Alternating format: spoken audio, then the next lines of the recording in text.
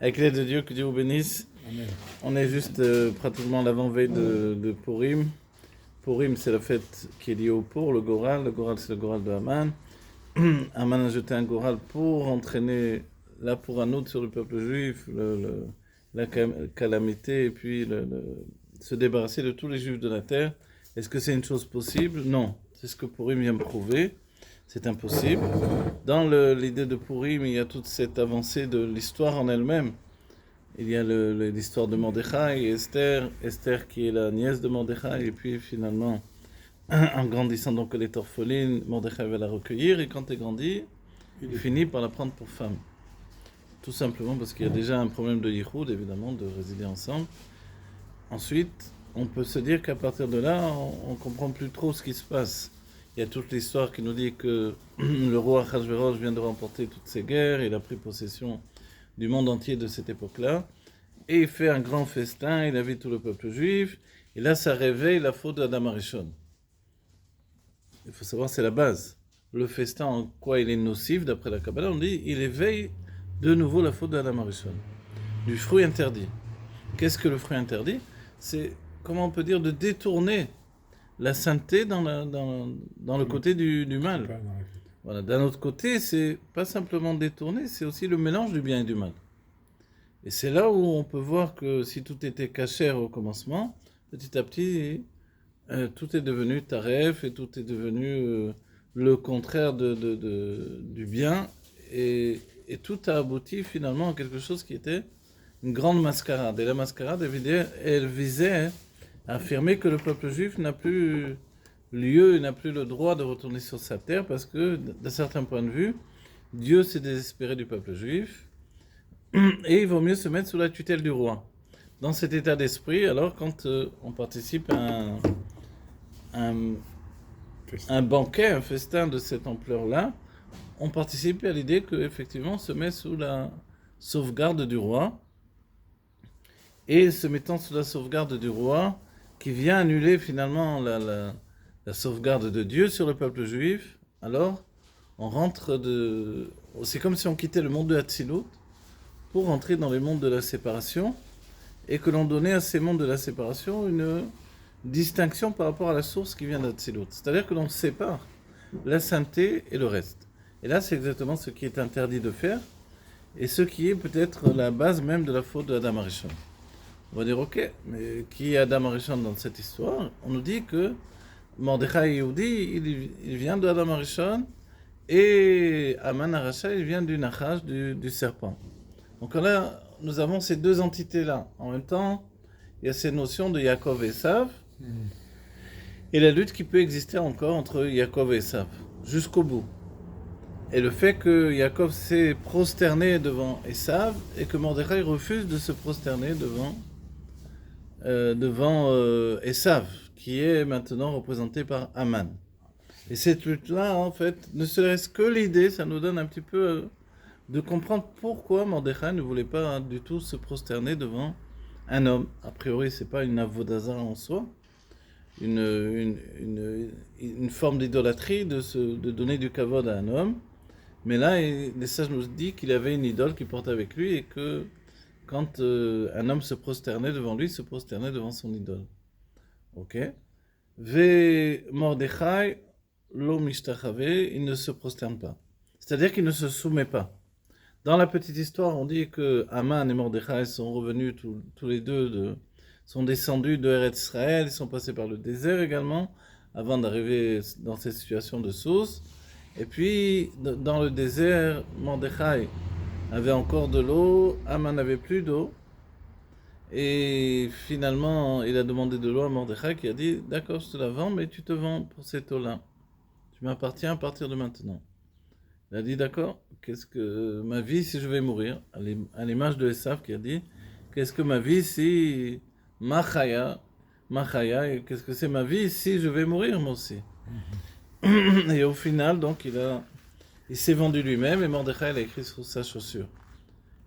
Et on dit que quand Haman voulait que Mordechai se prosterne devant lui, il lui montrait la chaussure. Ça, c'est le côté Midrash.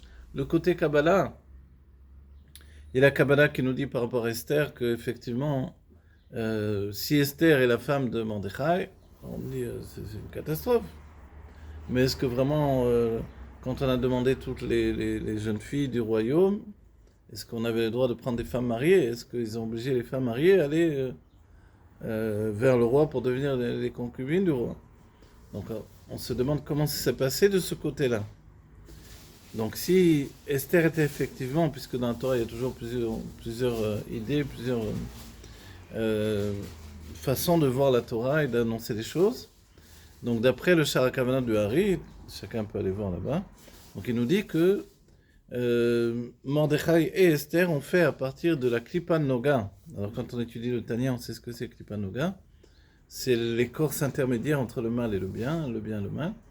Ils ont fait un démon, un Shindalet, qui avait la forme d'Esther exactement, donc puisqu'il venait d'Esther, et il a été au palais, et à partir de là, il a séduit tout le monde, depuis ceux qui s'occupaient d'enrôler les jeunes filles et de leur faire passer toutes les étapes. Vous vous rappelez, 40 jours dans de béchémène à mort, dans de l'huile pour adoucir la peau, et les crèmes, et les ci, et les là, pour qu'elles sortent Miss Beauté, etc., pour le roi. Bon, ok. Et de là, celle qui séduisait tout le monde, de plus en plus, c'était Esther, jusqu'à arriver au stade où elle a séduit le roi. Et là, évidemment, quand on a l'idée d'après le Hari Akadosh, et le Hari Akadosh, c'est quelqu'un sur qui on est sommaire, on s'appuie sur lui. Ce qui n'empêche pas que les autres sages expliquent les choses différemment. Mais quand on se réfère à cette idée-là, alors Esther n'est jamais partie chez le roi. Donc la seule fois où elle va réellement partir chez le roi, c'est quand elle doit sauver le peuple juif. Et la raison en est qu'on ne peut pas s'en remettre à un démon pour sauver le peuple juif. De manière à ce que l'on n'ait pas de dette envers les forces du mal pour l'éternité. Voilà. Donc Esther va partir, et là on s'imagine que c'est la première et unique fois. Et dans les écrits du Harizal, il est rapporté le fait qu'elle avait deux niveaux en elle. Ariranpin et Zeranpin, c'est-à-dire deux sauvegardes. Son âme était attachée à Ariranpin, le Keter, qui est la volonté de Dieu, et le fait de Zeranpin, ce sont les sentiments divins du monde de Hatzilut. De là, on dit qu'elle était verte.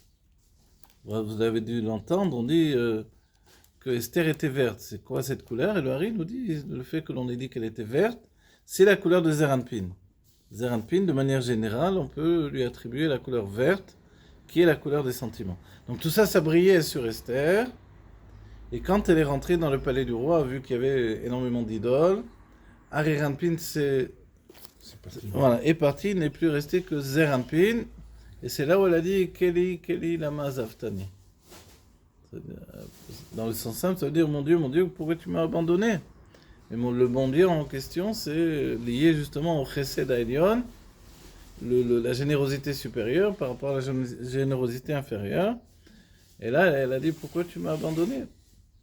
Et se retrouver dans cette situation-là, on sait qu'elle a fait 3 jours de jeûne, ce qui n'est pas à proprement dire. Ce qu'il fallait faire pour être reluisant, beau et en bonne santé. Donc, on peut dire après 3 jours de jeûne, on n'est pas très fort et vivifiant, etc. Et c'est comme ça qu'elle est rentrée chez le roi. Okay. Ensuite, on peut se dire que puisqu'elle s'est retrouvée seule, cette année j'ai expliqué les choses comme ça parce que je me suis dit que quand même, si on va dans cet état d'esprit, il faut également le prendre en compte.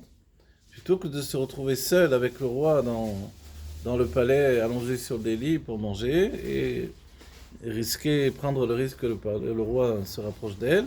Alors elle avait besoin d'un chaperon, elle a fait venir Aman. Et de là, le premier jour, elle dit au roi, mon plaisir serait, puisque lui dit, jusqu'à la moitié de mon royaume, je vais te donner Esther, puisque tu as trouvé grâce à mes yeux. Et finalement, elle va lui dire simplement, non, moi je veux un mishté. Et on voit que tout continue avec le mystère. Avec le repas, on se rend compte qu'il y a une notion où le simple fait de manger nous fait basculer d'un côté ou de l'autre. Pour nous, c'est un enseignement. L'enseignement est que par la nourriture, alors en fait, on fait rentrer en nous une influence qui vient de l'extérieur et qui peut nous entraîner vers le bien ou le mal. En mangeant de la nourriture cachère, alors je vais vers le bien. Quand cette nourriture cachère, elle est intégrée avec l'idée que je prenne, regarde, c'est la lumière fut, avec l'idée que je prenne des forces pour servir Dieu de cette nourriture cachère, alors à ce moment-là, on comprend que tout peut s'élever dans la ligne du bien.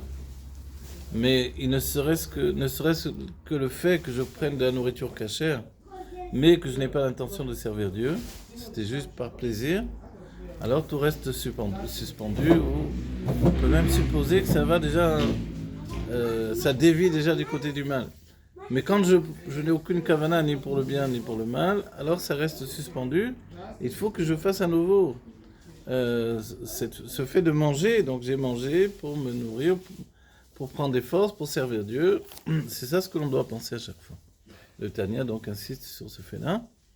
Ok, donc on voit que le repas c'est quelque chose de terrible.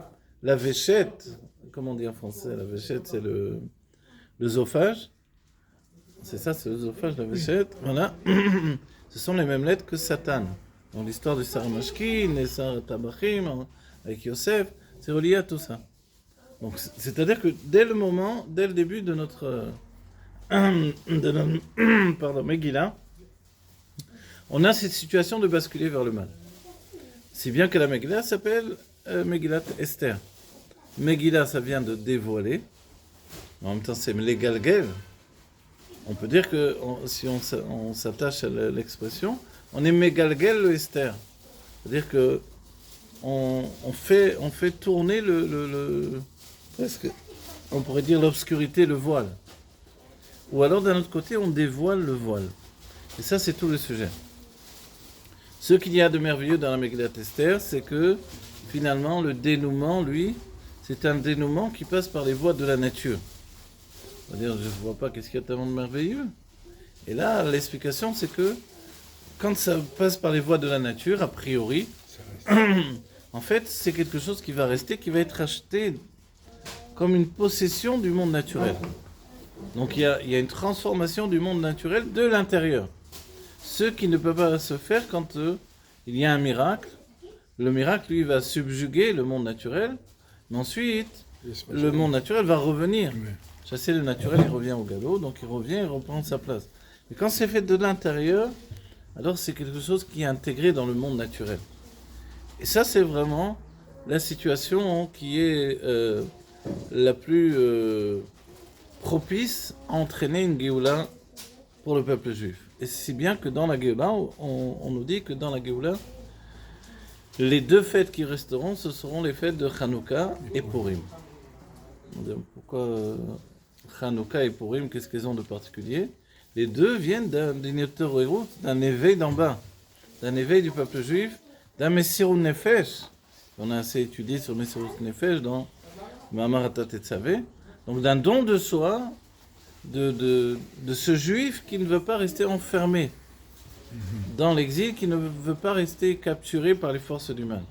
Donc quand on se débat, quand on se bat contre l'enfermement de l'exil, alors Dieu accepte ce travail-là comme quelque chose qui est lié à l'éternité. Finalement, quand c'est lui qui nous apporte des miracles, jusqu'au miracle de la sortie d'Égypte, alors c'est quelque chose qui nous prend et qui enlève totalement la notion de travail personnel. Ici, que ce soit pour Purim ou Hanouka, on a un travail personnel qui prend le dessus sur la réalité, au sein même de la réalité. C'est-à-dire qu'on n'a pas l'impression que la réalité est un dévoilement de Elohut, de divin. Au contraire, tout s'obscurcit, tout devient sombre, tout devient terrible, etc. Et ça, c'était la situation de Purim. Donc Purim, c'est un moment d'obscurité extraordinaire qui fait que, a priori, le roi du monde, Melech Malchei HaMelachim, s'était endormi. Mais tout à coup, en pleine Megillah, on annonce ce qui peut être conçu, ce qui peut être perçu plus précisément comme le miracle de la Megillah. Qu'est-ce que c'est? Balaylaou naddash nat hamelech. Dans cette nuit-là, Le roi, il a pas dormi. Voilà, le roi a perdu le sommeil. C'est-à-dire qu'il n'arrive pas à dormir. Et ça je dis Navenad, on rapporte même par rapport à Caïn. Navenad, c'est dans l'idée, je me tourne d'un côté, je n'arrive pas, je me tourne de l'autre. On connaît ça quelquefois. Et dans ce cas-là, le roi, lui, il n'arrive pas. Donc, vu qu'il n'avait pas encore de téléphone à l'époque, donc il a dit apportez-moi un livre. Quel livre? Le livre de la vie. Et là, il a vu que Mordechai lui a sauvé la vie. Donc on voit que c'est un moment de bascule. Et le rabbi nous dit que, en réalité, d'après le Maharil, on monte la voix justement quand on dit voilà, il a celui qui lit la Megillah, pour annoncer le miracle. Et ce miracle-là fait qu'il ne dort ni ne sommeille le chômeur d'Israël, le gardien d'Israël. Lo yano velo ishan shomer Israël. Le gardien d'Israël ne dort pas, il ne sommeille pas. Alors, on dit qu'il est un peu comme un faon qui a les yeux ouverts. Il a toujours les yeux ouverts, ou une biche qui a toujours les yeux ouverts et qui dort jamais. Ah bon? Ouais. Il dort, on dit, que d'un œil comme ça. Parce qu'il est toujours aux aguets, peut-être qu'un danger va arriver, quelque chose va arriver. Et là, Dieu est là, même s'il semble qu'il s'est endormi parce que nous sommes endormis. Et qu'il y a un jeu de vases communicants, que Maïm Apanim le Panim, Ken Leva Adam le Adam. Donc c'est un reflet de notre situation en bas. Alors, quand on a l'impression qu'il dort, il n'est jamais véritablement endormi. Et à tout moment, il peut s'éveiller. Maintenant, en même temps, on voit que dans notre paracha, c'est la paracha de Kitissa, il y a le sujet de Chet HaEgel. Mais le Chet HaEgel, on peut dire, Chet HaEgel, peut-être qu'il a été entraîné également par les Kruvim, par les chérubins qu'il y avait dans le Kodesh Kodashim aussi, dans l'état d'esprit tout au moins. C'est-à-dire que, comment ça se fait que le peuple juif qui est contre toute idée d'idolâtrie, nous avons dans le Saint des Saints, le Kodesh Kodashim, deux petites statuettes qui sont des chérubins. Alors, on voit l'idée que soit l'un a une face d'enfant et l'autre une face d'adulte, soit ce sont deux faces de chérubins, deux faces d'enfant. Pourquoi mettre ça dans le Saint des Saints justement? En fait, les sages ont insisté pour nous dire que ça représente le lien entre Dieu et le peuple juif.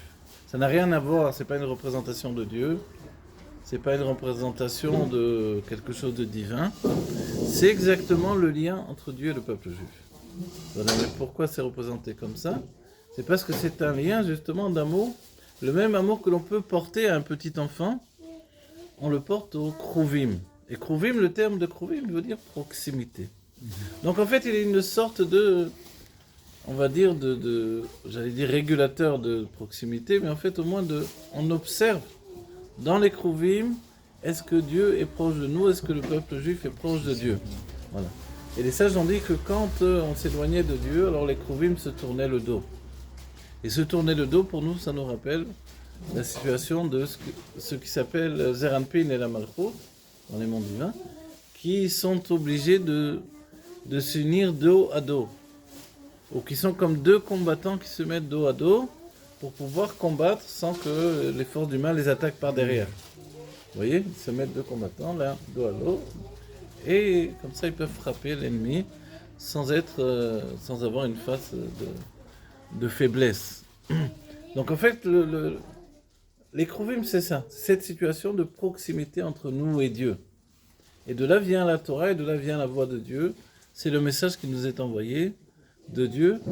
Et c'est vrai qu'il y a toujours cette petite situation de se dire, ah, comme on dit les Goïm, ah, voilà les dieux d'Israël.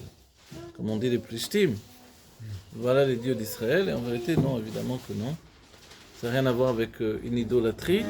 C'est juste, entre guillemets, une boîte sainte, comme le Haron à Kodesh que nous avons, qui renferme en elle-même ce qu'il y a de plus saint chez le peuple juif, c'est-à-dire les Luchot Abrit, qui sont le lien, la donation de Dieu de la Torah, qui est une Torah qui vient du ciel. Pourquoi il y a des séparations dans la boîte? Pourquoi il y a des séparations? Dans la boîte. En fait, en elle-même, à l'intérieur, il n'y a pas de séparation a priori. C'est que la boîte est faite en 3 coffres. Pourquoi il y a Un coffre intérieur qui est en bois. À l'intérieur de ce coffre en bois, il y a un coffre en or. À l'extérieur, il y a encore un coffre en or qui fait le coffrage, on appelle d'ailleurs le terme coffrage.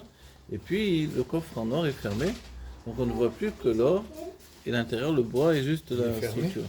Oui, il est fermé dans le sens où, évidemment, c'est pas qu'on voit le bois comme ça, non.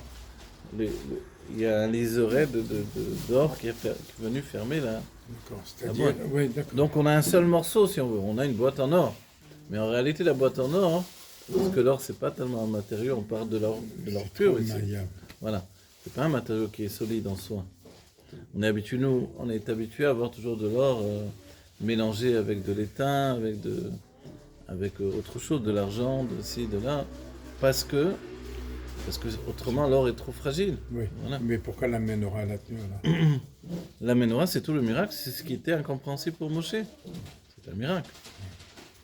Quand Dieu a demandé à Moshe de faire la menorah, Moshe ne voyait pas comment un bloc d'or pur, qui doit être d'un seul bloc, puisse avoir tellement d'abord les branches, que les branches tiennent, que dans ces branches il y a effectivement toutes les grenades, tout ce qui était sculpté, et que la sculpture devait se faire en un seul bloc.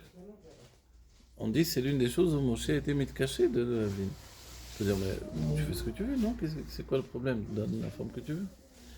La difficulté, c'est de l'or pur, c'est ça la difficulté. Comment de l'or pur il va pouvoir supporter un poids qui, a priori, n'est pas forcément un équilibre parfait. Et c'est là où Dieu a dit jette l'or, et puis il est sorti la menorah. Voilà. Dans les forces du mal, ils ont jeté la médaille de Yosef et sorti le Hegel, le veau. Et l'idée du veau, évidemment, c'est le retour à l'âme animale. L'âme animale de l'homme, du juif, elle est comparée à un bœuf ou à une brebis. À notre époque, le rabbi a dit que nous avons des âmes animales qui sont comparées à des brebis. Donc une brebis, elle est appelée Sepezuré Israël. C'est une brebis qui se perd tout le temps. Tandis que le bœuf, c'est beaucoup plus grossier. C'est la grossièreté de l'âme animale. Donc il y a beaucoup moins d'âmes aussi grossières que ça dans notre époque, si ce n'est qu'il n'y en a plus du tout. Donc la grossièreté qui existait avant, elle a disparu, mais par contre on se perd. La perte peut être dans le téléphone, dans les sites, dans le... on s'éloigne. On se perd à droite, à gauche, et Moshe a été choisi.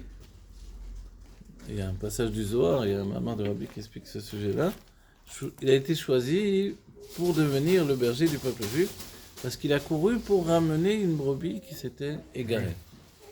Et le Rabbi, dans ce maman, là où il parle de ça, il nous rapporte le Zohar qui dit que, en fait, Moshe est parti du monde de Hatzilut pour aller chercher une brebis qui était partie dans le monde de Bria pour aller boire de l'eau. Oui. On disait quoi l'eau? En Maïm et la Torah. La Torah du monde de Hatzilut était trop élevée pour cette brebis. Elle est partie dans le monde de Bria pour aller boire de l'eau. Et Moshe a dit, alors cette Torah était trop élevée, il a été la chercher pour la ramener. Et de là, on comprend que c'est aussi une allusion au fait que le peuple juif va recevoir dans un premier temps une Torah du monde de Hatzilut, donc une Torah divine, absolument.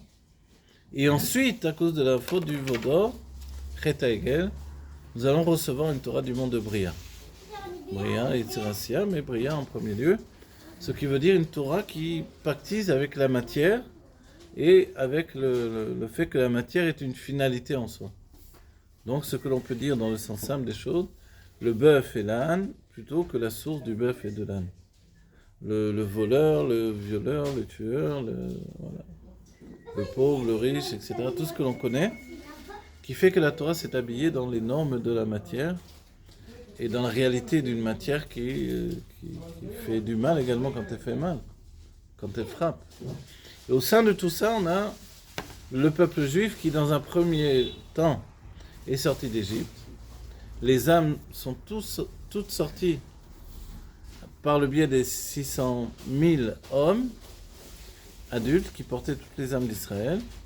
Se rajoutent à ça les femmes et les enfants, qui le font dit les vieillards également. Sous-entendu, s'ils n'étaient pas inclus dans ces 600 000 âmes, qui étaient les âmes générales. Et de ces 600 000 vont découler 600 000 nitzotzot, étincelles, desquelles vont découler 600 000 étincelles, et ainsi de suite. Okay.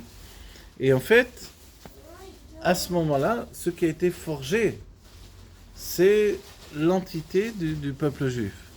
Une entité divine, une âme divine qui s'est soudée à un corps de chair et de sang, si on peut dire. Et ce corps est devenu propriétaire de l'âme divine. Et ça, c'était quelque chose qui n'avait jamais été vu d'un certain point de vue. Oui. C'est-à-dire que le don de la Torah, c'est aussi le don de l'âme divine. Comme on dit, par exemple, à la Bar Mitzvah, on reçoit le date. Le date, mais en fait, on reçoit l'âme divine aussi. C'est-à-dire, mais l'âme divine était toujours là. Est-ce que l'enfant n'avait pas du tout de date avant? On dit, en fait, le date était là et l'âme divine était déjà là. Alors on dit, alors qu'est-ce qu'on reçoit? Recevoir, ça veut dire que se dévoile quelque chose qui était makif et qui tout à coup s'intériorise. Donc le cerveau commence à fonctionner et le date à apparaître. Le date, c'est la conscience du divin et l'attachement à Dieu également par l'intellect. Donc l'enfant commence à comprendre, à étudier et à devenir responsable de par la valeur des choses. Le date dans le sens simple, c'est aussi de savoir la valeur des choses. Combien coûte un sou? Qu'est-ce que je peux faire avec ça? Un enfant va s'acheter des friandises au lieu de s'acheter un morceau de pain. Une fois qu'il aura terminé ses friandises, il ira voir ses parents dire j'ai faim. Et là on peut lui dire mais je t'ai donné de l'argent, pourquoi tu n'as pas acheté du pain pour manger? Donc en fait ça c'est le manque de date. Le manque de date fait que l'enfant est attiré par des choses qui sont basses en fait. Des plaisirs qui sont bas. Et plus il s'élève, plus le désir s'élève. Et ça, c'est le travail de chacun d'entre nous, de travailler sur ça. Mais quand le peuple juif est sorti d'Égypte, au final, après la traversée de la mer, arrivé au Har Sinaï, on était devenus comme des anges, comme Adam Arishon avant la faute. Donc il n'y avait plus de mal, il n'y avait plus de maladie, et il n'y avait plus de mort. Nous étions devenus immortels de nouveau. On est revenu à la situation antérieure d'avant la faute. On va dire magnifique. Alors tout va bien. Moshe doit aller recevoir la Torah. Moi je croyais qu'on avait reçu la Torah. Non, on a reçu la Torah, de toute façon. Recevoir la Torah, c'est pas aussi facile que ça de le comprendre, compte tenu qu'on avait déjà la Torah auparavant. Que Yaakov étudiait dans les temps de Shem Ve'ever, il n'a pas étudié la politique sociale, il a étudié la Torah, etc. Et que Noah, dans l'arche, pendant tout le temps, il était dans l'arche, ils n'ont pas joué au dé pendant tout ce temps-là. Les 40 jours où ils se sont retrouvés dans l'arche, alors ils ont fait quoi? Il a étudié la Torah. Il a étudié la Torah, bien sûr. Pas une Torah spécifique. Il a étudié la Torah. Maintenant, nous, on assimile la Torah au Chumash. Donc, les événements qui sont passés dans le désert. Mais la Torah, hein, il y a une Torah du monde de Hatzilut, une Torah du monde de Bria, une Torah du monde de Yetzira, et une Torah du monde de Asiya. Chaque monde a un niveau de Torah qui est en relation avec les âmes qui vont se trouver dans ce monde. La Torah est un intermédiaire entre l'âme et le monde où elle se trouve. Et c'est pour ça que Dieu a créé le monde par la Torah. Wistakel beoraita ou bara alma. Il a regardé dans la Torah, il a créé le monde. Donc la Torah, elle est aussi toujours la base du monde existant. Donc si la Torah était une Torah de Hatzilut, on est devenu immortel. Veyamutu velo bechokma, dans Hatzilut se dévoile le niveau de la chokma, la sagesse divine. Donc on accède à un niveau où on est devenu immortel. Mais, on va dire, et l'âme animale dans tout ça? Parce que quand on annonce que le jeune bar mitzvah reçoit son âme animale, son âme divine, au moment de la bar mitzvah, alors, l'âme animale n'a pas pour autant disparu. Il y a toujours une lutte entre les deux. Le cadeau de Dieu qui a été fait à ce moment-là, au moment de la donation des premières louchot, des premières tables, c'était de nous octroyer, de nous donner directement l'âme divine qui se rattache à ce qui s'appelle la nefesh hativit, l'âme naturelle, laquelle fait une introduction de cette vitalité de l'âme divine dans le corps. Et voilà, a priori, comment ça devait fonctionner, tel qu'on saura dès que la Géoula va se dévoiler et qu'on sera tous des tzadikim gmurim parfaits d'avant la faute d'Adam Arishon. En attendant, le Erev Rav qui lui représente l'inconscient de Hevel et Moshe la réincarnation de Hevel. Alors le Erev Rav, lui, avait un désir de revenir à une réalité de l'âme animale. Il n'était pas prêt de faire abstraction de l'âme animale, sous-entendu des plaisirs du monde. De n'avoir que des plaisirs divins, c'est ça le plus difficile. Et c'est comme ça que le Tanya qui nous donne de comprendre un petit peu tout ça, nous explique que finalement c'est lâcher un plaisir pour en prendre un autre.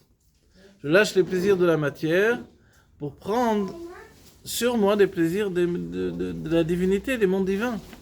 Est-ce qu'on est prêt à le faire? Il faut un moment le lâcher, quoi. C'est-à-dire, tu veux apprendre à nager, il faut se jeter à l'eau. La même chose, tu veux le plaisir divin, lâche le plaisir matériel. À quel moment on est prêt à le faire? Et là, quand on l'a fait, non pas de par un désir personnel, mais de par la volonté de Dieu, chez Kafalem Ark et Gigit, Dieu il a mis une montagne sur notre terre. Gigit, c'est soit une épée au-dessus de notre tête. Une épée. Ouais, ou alors une énorme hache qui va nous tomber dessus, là. Ouais, une enclume. Et finalement, donc, la montagne, qu'est-ce que c'est? La Chassidut explique, évidemment que c'est une image. C'est que Dieu nous a dévoilé un tel désir, un tel plaisir divin, qu'on n'avait plus le choix. On s'est laissé entraîner. De là, on est mort une première fois, et Dieu nous a ressuscité avec une tale Torah, une rosée de Torah, une tale Tria, une rosée de résurrection. Et après ça, on a eu tellement peur de remourir à nouveau, que l'on a dit à Moshe, toi, tu parles avec Dieu. Et nous, on t'écoute. Dieu parlera à travers toi. Et à ce moment-là, Moshe est devenu l'intermédiaire. Mais quand Moshe devient l'intermédiaire, c'est exactement la situation de la séparation entre le monde de Hatzilut et le monde de Bria. Donc on a voulu rester dans le monde de Bria. Et là se dévoile toute la connexion avec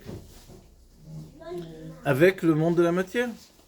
Pas encore le monde de la matière de manière absolue, mais ce qui va devenir le monde de la matière, ce qu'on va voir dans Parashat Mishpatim.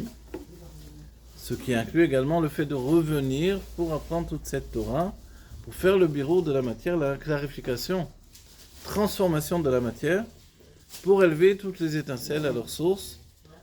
Les sources, c'est le monde de Tohu, où il y a eu la brisure des réceptacles, et les étincelles sont tombées depuis. Un gros travail a été fait dans le monde de Hatzilut, mais finalement, dans les mondes inférieurs se trouve le trésor qu'il nous fallait récupérer. On dit pourquoi on est parti en exil, qu'on se retrouve tout à coup en Iran, en Irak, à Sousse, à Bavel. Pour monter les étoiles. Voilà. Pour faire, on dit, c'est Yossifou Alehem Gerim, pour ajouter des Gerim. On va dire, mais combien il y en a là-bas qui sont revenus? Il n'y en avait pas, personne ne s'est converti là-bas a priori. Personne n'est revenu d'entre des étrangers qui ont dit j'ai une âme juive, je veux être juif. On n'a pas entendu en tout cas. Même pour un, ça vaut le coup, non? Oui, mais je ne crois pas que ça s'est passé comme ça. Réellement, il n'y a pas eu... à moins que je me trompe, peut-être qu'il y a des textes qui en rapporteront, mais quoi qu'il en soit, même s'il y a eu, c'est extrêmement peu. Alors on va dire, donc, c'est peut-être pas le cas dont on parle. Après, avec les siècles, effectivement, on verra que oui, des âmes perdues vont revenir à leur judaïsme, au sein des nations, etc. Des âmes qui ont une âme, une étincelle d'eux-mêmes, qui ont besoin de se construire, ou des vieilles âmes juives qui ont quitté le judaïsme à cause des fautes qu'ils avaient exécutées dans des vies précédentes.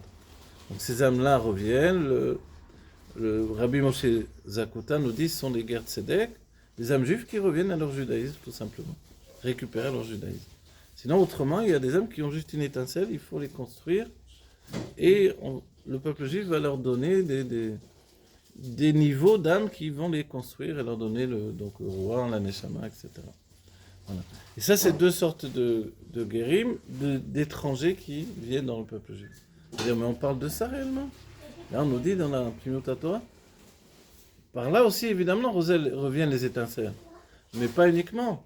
Par tout ce que nous allons faire dans les pays dans lesquels on va se retrouver, par le biais de Torah et Mitzvot, les birurim qui vont se faire sur la matière. Quand on va faire la shrita à une vache et qu'on va manger cette vache et qu'on va utiliser la peau pour faire des tfilines, des mezuzot, alors évidemment on va élever la matière du pays en question, etc., etc. Toutes les mitzvot que l'on va faire jusqu'au fait d'étudier la Torah et d'être shomer Shabbat, etc., etc. Donc voilà pourquoi on se retrouve dans les pays. Donc on va dire, mais à la base, tout ça, finalement, c'est sorti de ce fait de vouloir revenir à l'âme animale, ou vouloir revenir au plaisir de la matière. Et quand on se retrouve au Mishté de Purim, on se rend compte que, ok, tout était cachère, tout était très bien, tout était... Mais finalement, ça nous a entraîné vers une chute, vers une accusation terrible.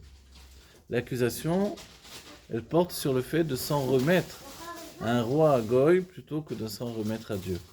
Ça a été ça la grande accusation sur le peuple juif. Et on verra que concrètement, dans la continuité du repas, finalement, Achashverosh a ressorti le costume du Kohen Gadol. C'est bien Kohen Gadol. Ils ont utilisé les ustensiles du Beth Amikdash. Il a bu, il a mangé dans les coupes des Kohanim. Mais finalement, c'était une grande mascarade qui visait à annoncer au monde la prophétie et qui annonçait le retour des enfants d'Israël à Jérusalem pour construire le temple est obsolète, les 70 ans sont passés, il n'y a plus à craindre, moi je peux utiliser les ustensiles du temple et même le vêtement du Kohen Gadol qui n'ont plus grande importance finalement. Et ça c'est quelque chose de terrible. En chemin on peut rapporter que, puisque tout commence par un repas, pas comme dans Astérix où tout termine par un repas, mais là, tout commence par un repas. On cite Astérix pour Goscinny qui était un juif. Mais tout commence par un repas. Et on dit que les sages ont dit que si on compare les Perses à un animal, on les compare, parce que chaque nation a un animal qui la représente. Et ça, c'est le cochon. Je me rappelle d'avoir été à Florence même, la ville de Florence en Italie, Firenze. Là-bas, c'est le sanglier qui est le patron animal de la ville. Donc il y a cette image-là de chaque nation et les Perses sont comparés à un dove. Un dove, c'est un ours. Et on dit pourquoi le dove, les sages ont dit, parce qu'il est meshtahaché avec la nourriture. Il joue avec la nourriture. Le dove, l'ours, n'est pas comme les autres animaux qui mangent, tout simplement parce qu'ils ont faim. Mais lui, il a une notion chez lui de jouer avec la nourriture. Jouer avec les saumons, jouer avec des fruits. Et ça, cette délectation de la nourriture, c'est particulier aux Perses. Et de là, on voit que tout a commencé par ça. Tu dois manger, tu dois te nourrir, mais tu ne fais pas de la nourriture une finalité. On voit que ça a toujours été un combat pour le peuple juif. C'est bien que, à nouveau, quand on cite le Tanya, on comprend que des générations entières ont travaillé contre ça. Contre les plaisirs de la nourriture, les attraits de la nourriture. Voilà. C'est très difficile de lutter contre les plaisirs du monde. Voilà. Et puis finalement, on se rend compte qu'à notre époque, toutefois, malgré qu'on a l'impression qu'on est vraiment des petites âmes et que, voilà. Mais à notre époque, on en fait beaucoup moins une histoire que dans les époques passées. C'est bien que le rabbi dit qu'on ne fait plus le travail de kafia sur la nourriture. On ne se prive plus de nourriture. Il y a juste que si je suis obsédé par un plat, par une matière, je sais pas, par du chocolat, par une viande ainsi, là, alors il vaut mieux m'en passer jusqu'à ce que je reprenne mes esprits, que je sois capable de m'en priver en fait. Donc si je suis malade, des gens qui sont malades de je sais pas quoi, alors voilà, qui sont fous malades de quelque chose quoi. Alors là, non, évidemment, tu dois pas en faire une histoire. Toute ta vie, c'est de faire du kef, de la nourriture, non. Au final, on sait où ça termine, c'est aux toilettes, c'est tout. Donc, voilà.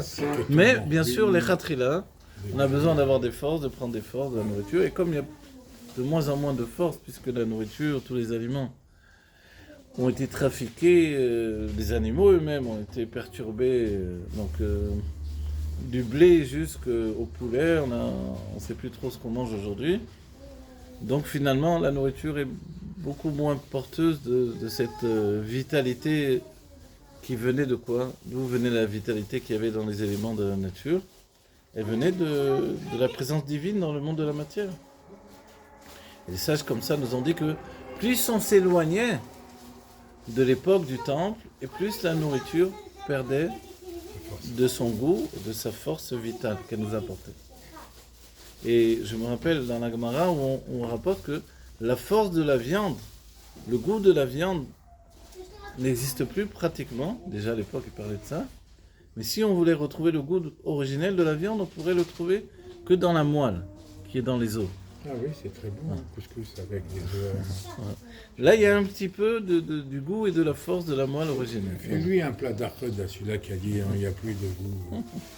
Avec Non. un quart de bourrette, tu vas voir s'il va revenir le lendemain. Voilà.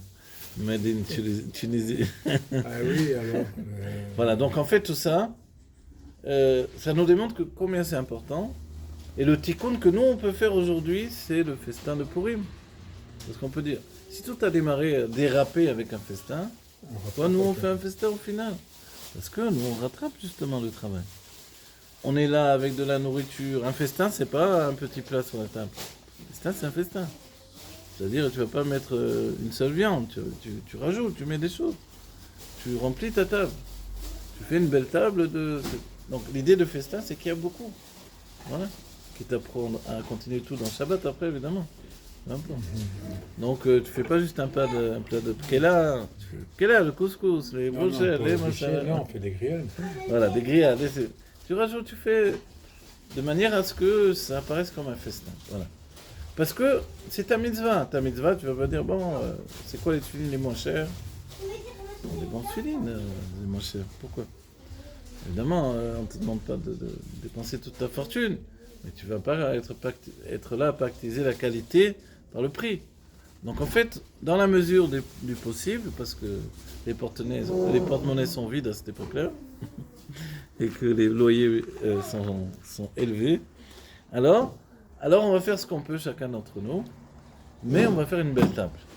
Et ce qui est merveilleux cette année, on peut voir ça évidemment comme un problème, puisqu'on passe de la veille de Shabbat, du festin de Purim à Shabbat, on va dire on va rentrer complètement dans Shabbat, on va dire je tiens à faire le kiddush. Donc on va faire le kiddush, et on va déjà être bien. Mais on verra, entre nous, quand on mange et qu'on boit, on se saoule. C'est très dur de se saouler en tout cas. Quand on boit sans manger, alors là on se saoule très très facilement. Voilà. Mais tant qu'il y a de la nourriture, quand même, et puis si on boit du vin, en principe, ce que l'on dit ici, c'est de boire du vin pour Purim, parce que c'est par le vin, Nirnas Yaim Yotzesod, le vin rentre et le secret va sortir. Donc je sais que certains disent non, moi je veux boire la vodka, je veux boire la bourra, je veux boire... Ok, un petit peu si tu veux pour te faire plaisir, mais déjà il faut mieux éviter les mélanges, Oui. et de faire un repas avec du vin. Voilà. Voilà. Et on va dire, mais jusqu'où je dois boire? Alors là, on nous dit, Chayav Anish. On nous dit que l'homme, il est Chayav, il est obligé de se saouler, mais qu'il sont dans la Gemara, on n'aura pas. Adelo Yada, jusqu'à ne plus savoir. Alors si, bon, déjà au départ, je ne connais rien, donc ça va. Mais jusqu'à ne plus savoir, c'est quoi? Jusqu'à perdre la notion du date. Mais pourquoi?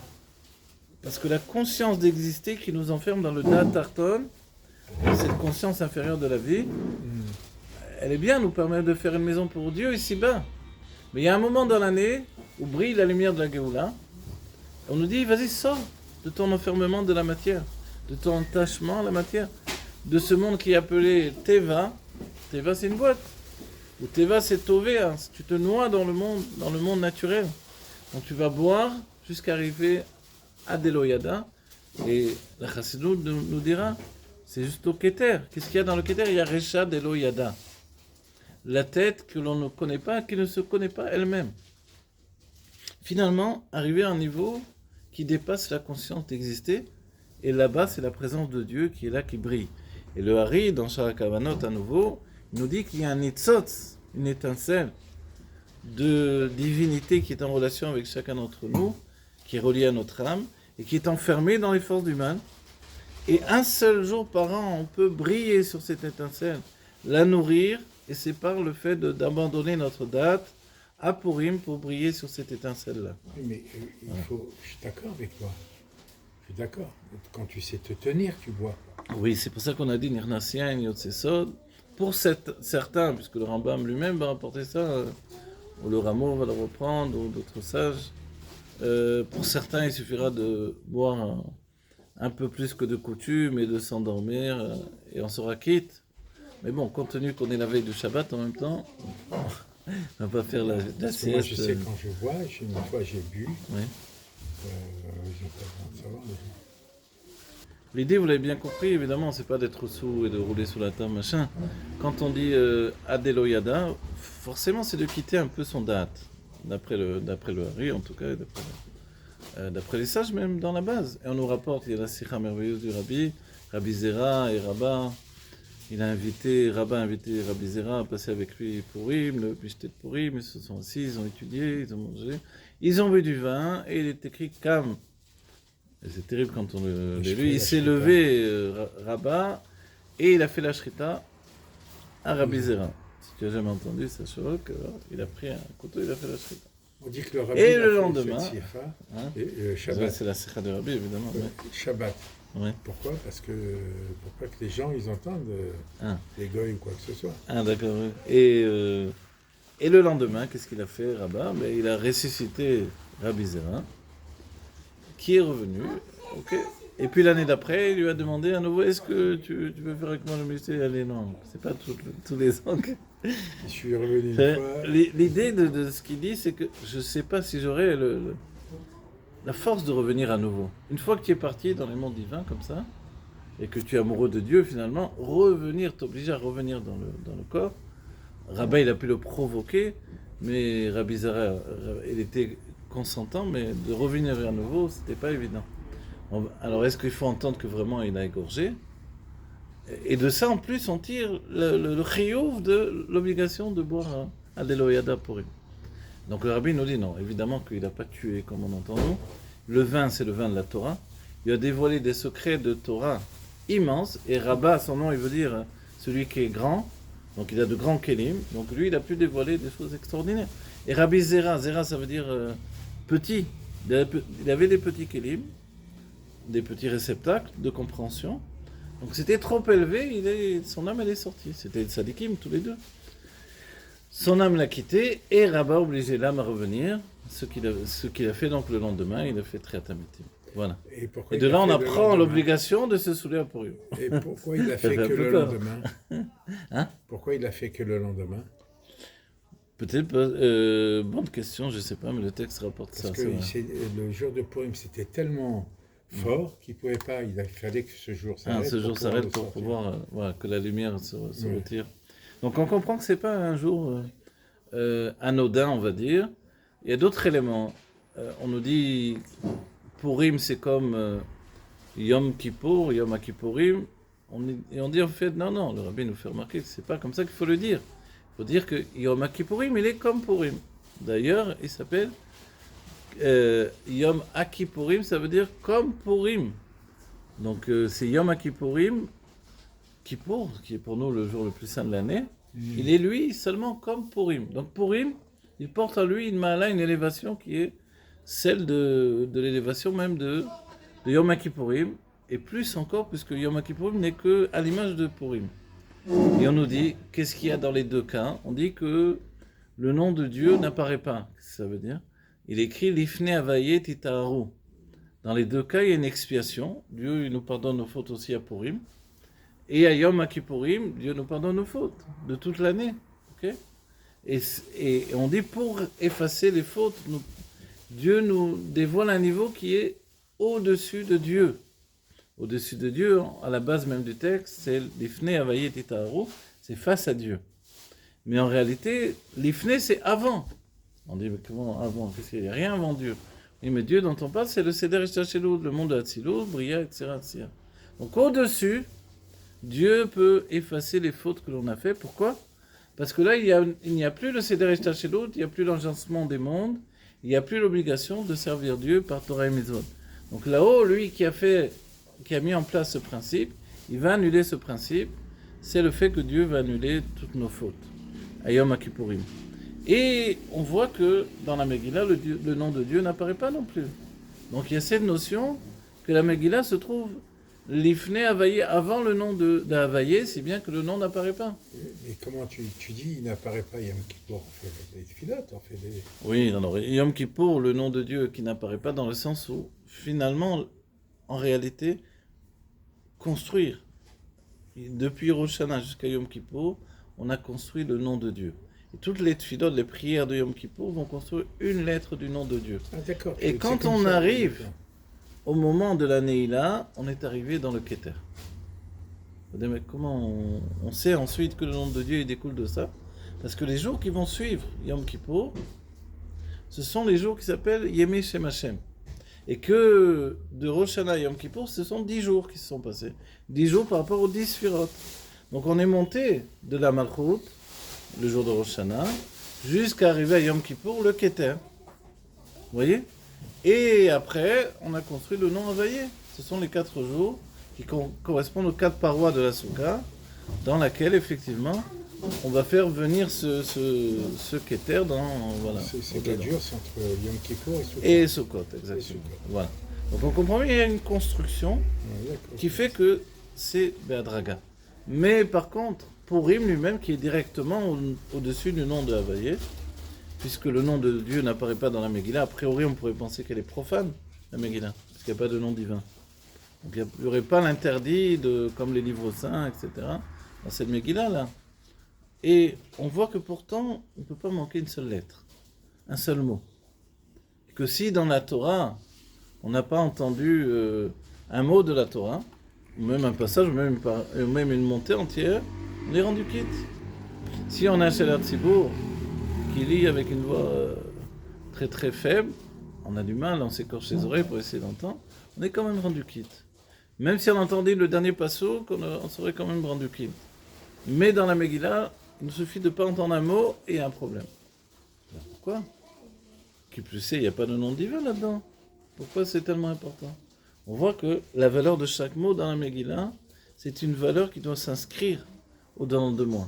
On me raconte une histoire d'un événement qui a eu lieu, et cet événement, il doit chaque année s'inscrire dans ma vie comme une réalité qui me concerne.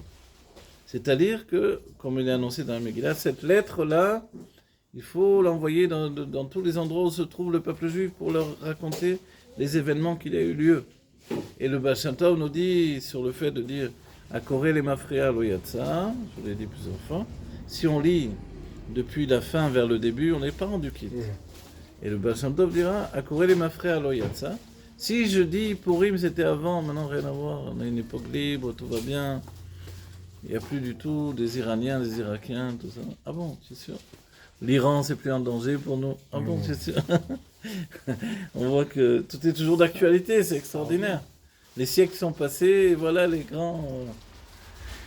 grands problèmes sont toujours là, et le peuple juif est toujours là, les grandes civilisations ont disparu, mais finalement les pays, et on comprend par là que ce sont les tsars, les princes de ces pays qui sont là contre nous.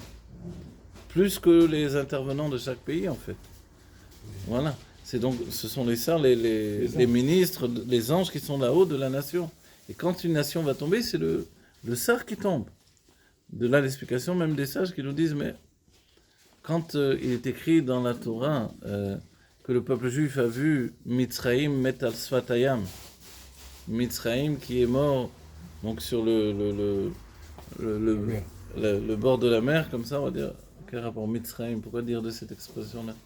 Mitzraïm, c'est un pays. On devrait dire les soldats de Mitzraïm.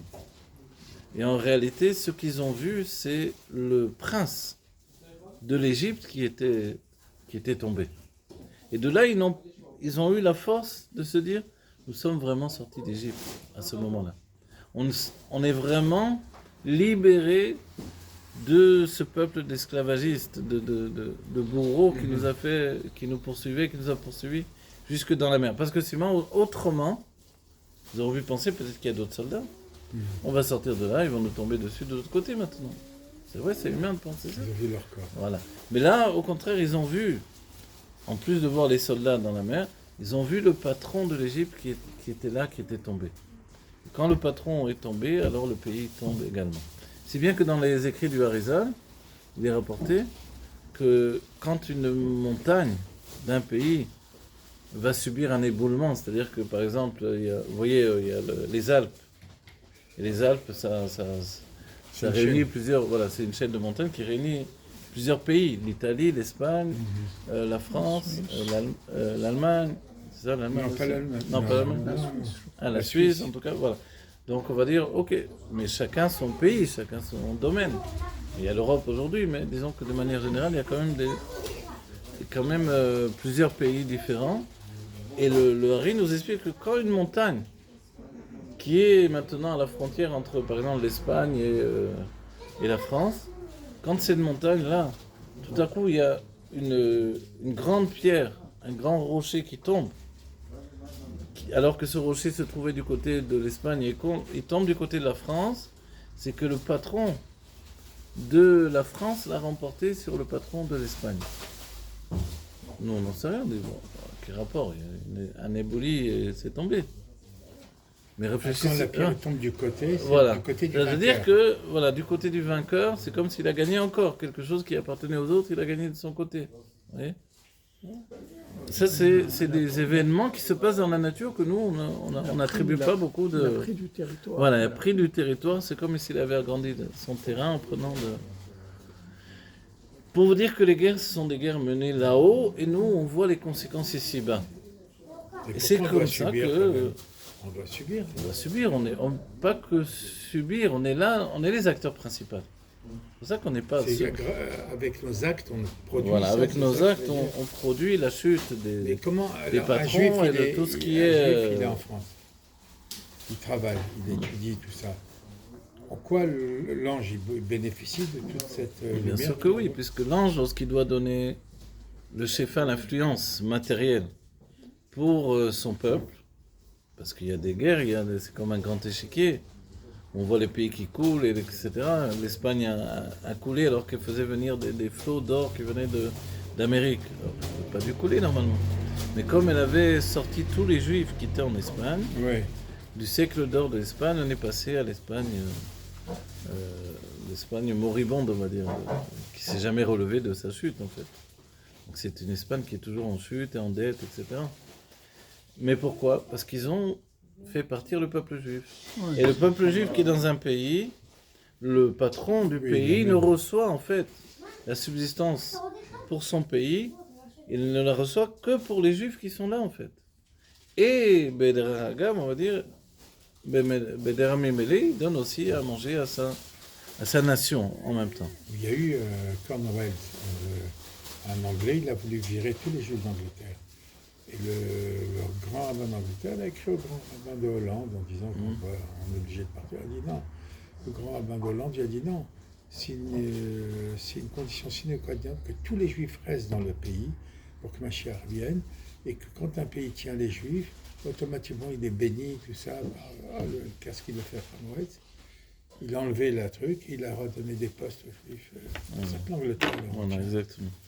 Et ça, les pays qui l'ont compris, alors le Maroc. Voilà, comme le Maroc, qui a toujours protégé, a priori, enfin, tout au moins, Israël. plus ou moins. Ouais. Israël aussi. Non, Israël, c'est un cas à part. Israël, c'est le pays du peuple juif. Ouais, mais c'est la terre du peuple juif. On se demande, hein. Bon, voilà. Alors, avec tout ça, on arrive à Purim, on a le festin, on a les autres mitzvot. Hier, dans le shiur, vous l'écouterez, j'ai parlé du fait que les mitzvot de Mishloach Manot, c'est d'être à la fois Mashpia et Mekabel. Je reçois et je donne. Quand on étudie ensemble, vous m'enseignez des choses aussi. Et moi, je vous enseigne des choses. Et ça, cet échange, c'est comme le Mishloach Manot. C'est le fait d'échanger avec quelqu'un. Je suis Mashpia, je donne, mais je reçois. Et personne ne peut dire, moi, je me suis rendu quitte parce que j'ai donné. Ou je me suis rendu quitte parce que j'ai reçu. Ah bon, mais tu as donné, toi, des Mishloach Manot? Non. Alors, tu dois donner. Oui, mais l'autre qui donne, il a besoin que l'on reçoive. Si on ne reçoit pas, il n'a rien donné non plus. Voilà. Dans la mesure du possible, de manger un petit peu aussi de ces Mishloach Manot pendant Purim. Hein. Parce que des fois, les gens ils passent du main droite, ils donnent la main gauche à quelqu'un d'autre. Donc, oui, alors, et puis il n'y a que des sucreries, donc on n'a pas forcément envie de manger ça. Tu goûtes. Voilà, alors de goûter un petit peu, d'essayer de prendre un petit peu quelque chose, de manière à ce que celui qui a donné, vraiment il a donné, qu'on se soit nourri un petit peu de ça, quoi. Il y a toujours quelque chose à prendre, j'en sais rien. Quelquefois, les gens ont la bonne idée de mettre, je sais pas, une boîte d'olive ou une bouteille de vin ou quelque chose. On prend un petit peu et on en profite le jour de Purim. Donc Purim, c'est un jour d'ardout. Et on dit, Kol hapochet yado, celui qui tend la main, on lui donne. On ne fait plus tous les calculs, parce qu'on a dit que justement, ça doit être Adeloyada.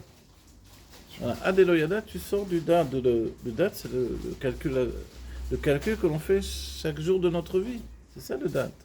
Le date, il est tout le temps en train d'analyser. Je me mets là, qu'est-ce que je fais? Je fais ça, je fais ci. Je vais lui donner de l'argent, il va aller. Je sais bien ce qu'il va faire, il va s'acheter de l'alcool, il va se droguer. Bon, aujourd'hui c'est Purim, tu ne calcules pas. Il tend la main, tu lui donnes. Donc il faut avoir beaucoup de monnaie sur soi pour donner au maximum. Et puis également il y a Matanot Leivionim, qui est peut-être la mitzvah la plus importante, plus encore que le Mishté et que Mishwar Manot, à part le fait d'écouter la Megillah également, c'est de donner aux pauvres pendant Purim. Et les pauvres, évidemment, c'est plus forcément les pauvres des siècles passés, des gens qui sont dans la rue, etc. Les pauvres, on peut considérer que quelqu'un qui vit en Srirout, qui loue sa maison au lieu d'avoir une maison à lui, il est déjà comme un pauvre aujourd'hui. Et en Eretz Israël, malheureusement, beaucoup de gens ont des difficultés pour terminer les fins de mois ou pour commencer les débuts du mois aussi. Sans parler du mois entier. Donc en fait, on donne aux gens, on donne, etc. Et le fait d'être cet homme qui donne, on dit je vais du côté de ceux qui donnent, pas du côté de ceux qui reçoivent. On dit ça, mais quelquefois on est obligé de recevoir. Comme celui qui appelait Dieu et Dieu lui envoie, il est dans la mer, il est en train de se noyer, il appelle Dieu, alors tout à coup arrive un bateau, il dit non, j'ai appelé Dieu qui vienne me sauver. Bon, le bateau s'en va, un hélicoptère arrive, on est là pour vous sortir. Non, j'ai appelé Dieu qui vient me sauver. Bon, toutes sortes de salut arrivent vers lui, il refuse tous, et puis il se retrouve au Gan Eden, là-haut, ou peut-être au Guénom, quoi qu'il en soit, il se retrouve là-haut, et il dit, mais Dieu, pourquoi tu n'es pas venu me sauver? Et Dieu lui dit, mais je t'ai envoyé l'hélicoptère, le bateau, le cid. Alors, c'est ça exactement. Donc, on dit, Arbe Shluchim la Makom. Dieu, il a de nombreuses mains qui font les choses, quoi. Le Rakizem, il dit, une fois, il allait chercher la zaka chez une femme pour la yeshiva. Il arrive en retard. Tu sais, chez les Ashkei, c'est l'heure. Ah oui. La femme, elle ouvre la porte et elle lui dit, mais vous savez, monsieur le rabbin, vous êtes en retard. Alors il lui dit, vous savez, madame, si je ne viens pas, vous ne pouvez pas faire la mitzvah de la zaka. Alors elle a dit, si vous êtes le premier à me parler comme ça, pour la peine, je vous donne le double de ce que j'ai. Ah oui. Je devrais vous donner à vous, t'imagines? Bon, c'est bien. Bon, voilà. Et c'est vrai que l'argent du riche, il n'est pas pour sa propre richesse et l'agrandir forcément de plus en plus, bien que s'il en fait bon usage, c'est bien de grandir sa richesse. Mais on dit que l'argent du pauvre se trouve chez le riche. Donc en fait, il doit avoir toujours cette idée quand je donne. Mon maaser, quand je donne la tzedaka, ce n'est pas de l'argent qui m'appartient. Donc, c'est un argent que je dois faire circuler. Faire circuler l'argent, ça s'appelle les zouzim ou les damim, deux noms que les sages ont donnés. Les zouzim parce que l'argent zaz, elle circule constamment, et les damim parce que c'est difficile à sortir comme le sang. Ah oui, donc voilà. Tu lui arraches le cœur. Donc on voit que pour Purim, c'est très matériel, on est très dans l'argent, on est très dans le ci, on dit, comment on peut oublier tout puisque c'est là que le Mishté vient te sauver au dernier moment. Il dit, allez, maintenant que tu as fait tes mitzvot, tu as écouté la Megillah, tu as eu peur de perdre un mot parce que l'autre il faisait le pistolet à côté de toi, l'autre il avait la crécelle là, et l'autre il toussait, et le Shaler Tzibour, il faisait pas tellement haut, etc. Bon, mais qu'il soit. Comme ici, une année, il y avait la Megillah dehors et dedans. On entendait plus ceux qui étaient dehors, le Shaler Tzibour de dehors, que celui qui était dedans. J'ai dit, mince, que j'ai pas été dehors. Voilà. Et en fait, la Megillah, il y a un souci de se dire, je ne veux pas perdre un mot. Si on n'entend pas bien vite, on va lire soi-même pour ne pas perdre le mot. Sinon, il faudra revenir pour à nouveau écouter une autre fois. Voilà. Grâce à Dieu, dans les Beth Rabat, c'est toutes les heures qu'il y a des Megillot, donc Dieu nous prend pitié de ce côté-là. Voilà, de manière générale, on va dire, c'est ça toute l'ambiance de Purim, c'est une fête merveilleuse. Et pourquoi on se déguise à Purim? C'est parce que le nom de Dieu est caché dans Purim. Aster, Astir et Panay. Yomahu, Aster, Astir et Panay. Ce jour-là, je cacherai ma face. C'est le nom d'Esther dans la Torah. Donc finalement, en Purim, c'est le sujet de Dieu qui se cache au sein du monde matériel. Et nous, notre travail, c'est Nirnasia, Yotsesod. On doit faire entrer le vin pour dévoiler Dieu au sein même de cette fête, qui semble être une fête de convivialité. et d'amour entre les Juifs et du fait qu'on se réunit et puis on est là et on s'amuse bien et c'est formidable. C'est une fête merveilleuse. Bon voilà, que cette année, on continue le Mishté bien avant, on soit déjà au Beth Amikdash, que dans les Ezra Nashim, on mette une immense table et que le Mashiach fasse le Kiddush. Amen. Comme je l'ai peint dans mon tableau, on voit le rabbi qui fait le Kiddush au Beth Amikdash. Bien que je ne voulais pas faire le Beth Amikdash Shlishi, je ne veux pas faire de bêtises, j'ai pris l'image du Beth Amikdash Sheni, qui est peut-être pas exactement comme ça en réalité. Mais l'image est que le rabbi fait le Beth Amikdash, fait le Kiddush au Beth Amikdash. Et ça, c'est le Kiddush de la Géoula, Gal Israël, et on est tous dans la Géoula Amitid Vashlema, tout le peuple juif. Amen. Du sroud de cette fête de Purim, alors on doit bien comprendre que c'est une valeur unique, il ne faut pas les face-faire, il ne faut pas le perdre. Et cette année, il faut se donner à fond pour la fête de Purim. Voilà, Amen.